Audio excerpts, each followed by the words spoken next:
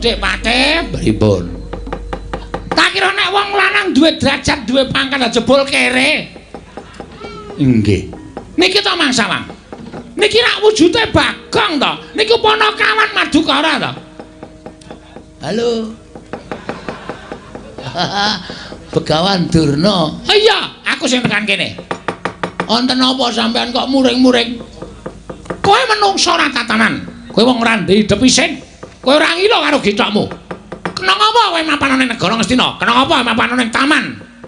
Mboten niat kula kok kula ditimbali kalih Dewi Banowati. Hus, ora sak penakmu dhewe.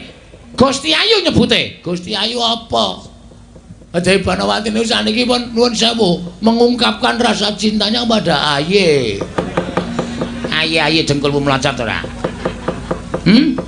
Karepe piye? Mang takon dhewe. Yayi, wonten dawuh Kang Mas. Lho, rungokke. Rungokke. Aku tekan kene sing dawuh sapa? Kula. Terus aku nginep sesasi iki sing dawuh sapa? Kula. Nang kene aku sing ngladri sapa? Kula. Rungokke. Iya. Lho. Lah kok dadi kaya ngono iki kepiye nuwun sewu Gusti Ayu kok dados mekaten lampanipun.